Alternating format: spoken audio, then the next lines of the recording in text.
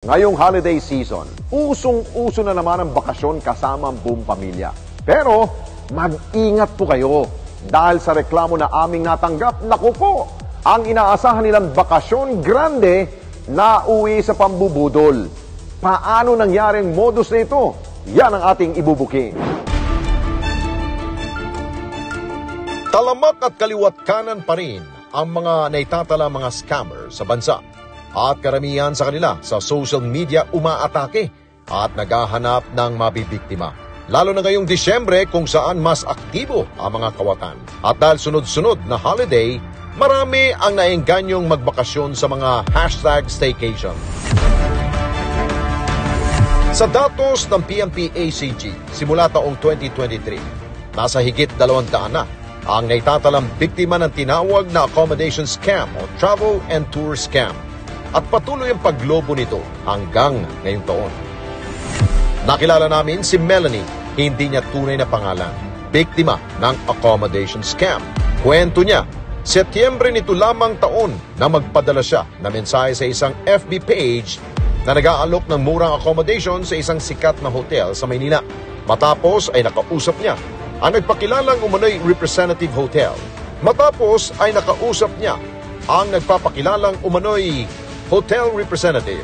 Kasi naghahanap kami ng pwedeng pag-staycation para sa darating na birthday ng anak ko.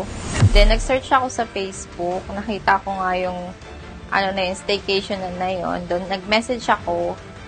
Tapos, in-offer niya nga yun sa akin na ganyan nga. Nagbayad ako kinagabihan. Pagklas ko magbayad, hindi na siya nagre-reply. Sa magagandang salita, tila nahulog na sa pain si Melanie. Ang alok kasing staycation, mura na, maganda pa. Dahil dito, agad siyang nagpakawala ng pera matapos ang ilang oras lang ng pagpapalitan nila na mensahe. Kaya naman si Melanie, hindi nagawang mag-background check pa. Actually, nung September first week pa ako nagchat sa kanya. Pero hindi ko masyadong inaano pa kasi sabi ko napakalayo pa kasi nga October pa yung birthday ng anak ko noon. So, sa mga September 17 yun, nagchat ulit po ako na ganyan. Kasi nga based dun sa mga review sa Facebook page nila na ganun nga maganda, so madaming review. Kaya naano talaga ako na okay, sige, legit siguro naman to. Sobrang excited na nga po ako. Nag-send po siya ng ID. Kaya ayun, sabi ko nga, legit siya kasi nagsisend po siya ng ID na ganyan nga na, yun nga yung passport niya noon. Kaya talaga ako, nagbayad na ako ng kinagabihan. Ngunit ang ngiti ni Melanie unti-unting napalitan ng kaba nang hindi na niya muling makontak ang seller na nag-alok sa kanya matapos niyang bitawan ng pera. Nung gabi na, sabi ko lang, hindi na siya nag-reply, ganyan. Naano ko lang, sabi ko baka tulog na kasi gabi na, ganyan. Nung sabi ko, na-scam na ata ako. Sabi ko, paano na to? Siyempre, naisip ko pa rin, siyempre, pera pa din yun na siyempre, nag-ipunan mo, tapos ganun-ganun lang. Sabi ko nga, excited na tong anak ko kasi gusto niya nga yung lugar na yon. Tapos, ayun na, hindi na siya nag-reply talaga. Tapos, chat ako ng chat. Hindi na siya nag-reply, sinisin niya na hanggang binalak niya na lang ako. Sinubukan niyang gumamit ng ibang account para makausap ang seller, pero agad siyang na-i-block nito. Sinat ko pa siya sa isang Facebook ko. Tapos sanabihan ko na scammer ka, bakit ganyan ka naman? Excited kami, tapos ikaw, ginaganyan mo lang kami. Ang scam ka lang ng papakain mo sa pamilya mo, yes, ganyan lang. Nag-chat na rin yung mga best friend ko sa kanya. Niloko pa nga na kesyo pulis nga yung asawa na best friend ko, kunwari. Ganyan, biglang binalak din sila. Dito na tuluyang napagtanto ni Melanie na biktima na siya ng panluloko. At ang pangarap na pamamasyal nilang mag-anak, tila na uwi sa isang masamang panaginip. Sabi ko sa kanya, hindi na tayo matutuloy kasi na-scam si mama. Kaya sabi niya, na lang, sa susunod na lang, iba na lang tayong pupunta. Kaya nag-swimming na lang kami noon. Nagalit po siya kasi nga syempre, babi niya, ba't di ka nagtitingin ng mga ganyan? Nagpaniwala ka sa mga ganyan. Tinanong ko nga anak ko, saan mo gusto? Kasi nga siya naman may birthday. Tapos yun, naghanap ako ng mga pwedeng pag-anuhan ng seller noon. nakita ko na good reviews naman sila. Kaya doon sa kanya ako book. At para veripikahin ang sumbong ni Melanie, sinubukan ng Responde team na makipagtransaksyon sa itinuturong scammer. Pero ang aming siyasatin at hanapin ang nasabing mga scam FB page at ang personal account ng kawatan ay pareho na itong deactivated. Ito po ay tinatawag natin na accommodation scam. Ang nangyayari po dito, kadalasan ginagawa ng cybercriminals ay nagpo-post sila ng advertisement online that they are offering an accommodation, and yung client naman po or ang victim ay nagbo-book through online, nagme-message lang po sila through social media accounts, and once po na nakapagbayad na sila, binablock nila ito. And meron din pong cases na pag dumating dun sa mismong accommodation ay iba yung itsura nung accommodation sa pinopost po nila.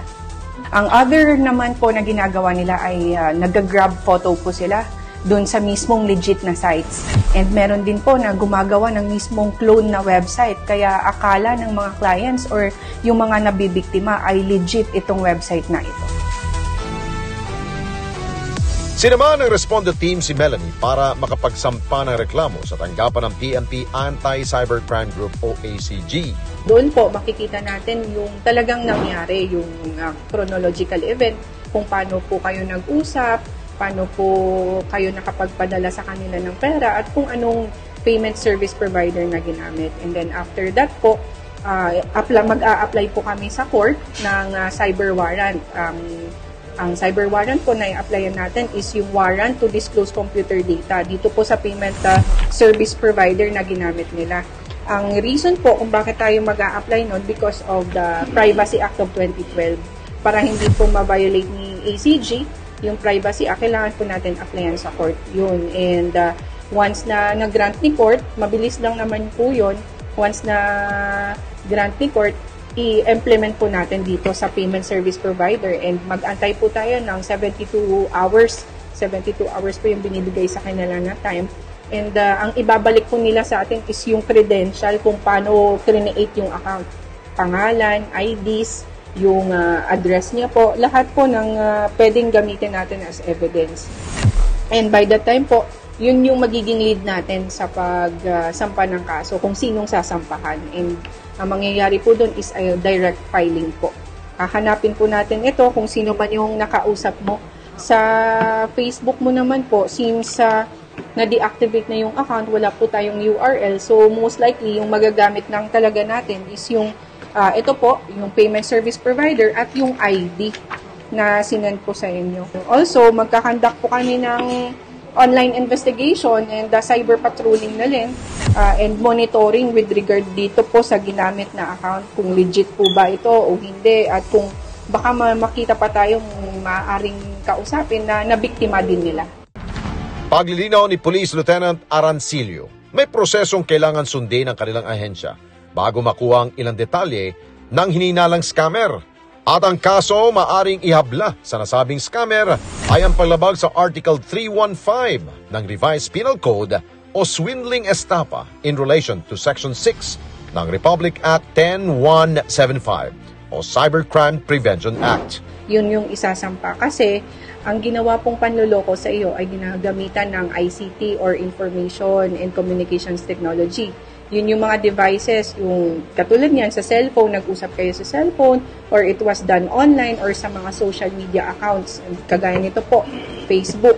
And yung transaction nyo po is payment service provider. So pasok na pasok po siya doon sa Cybercrime Prevention Act of 2012.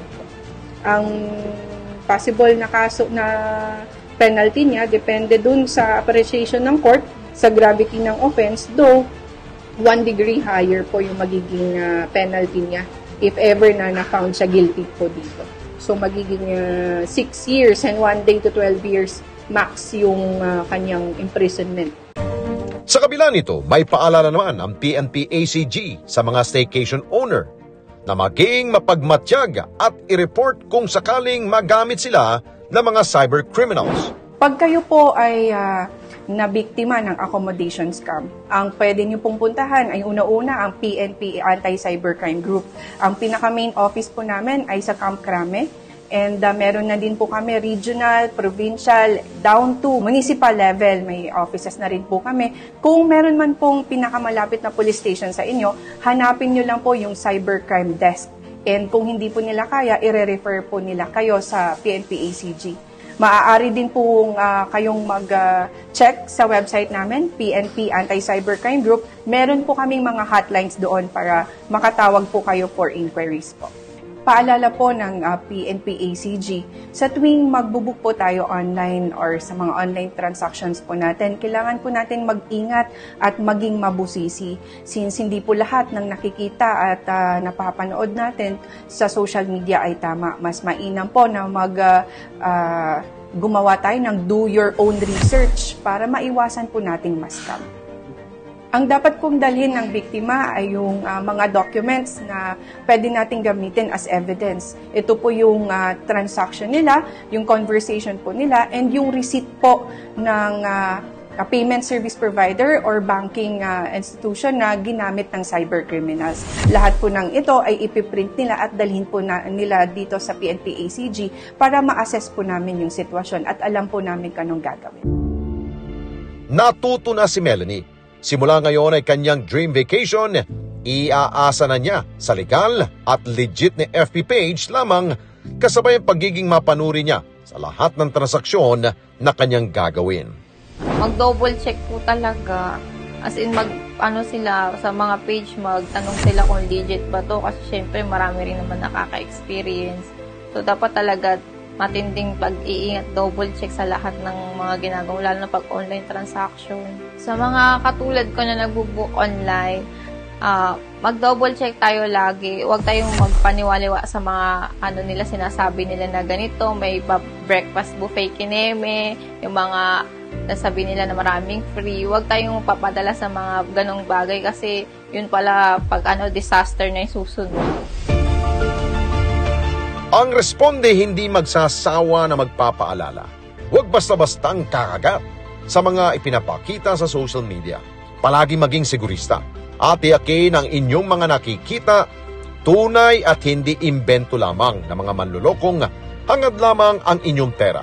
Ika nga nila, walang manluloko kung tayo mismo ay hindi magpapaloko.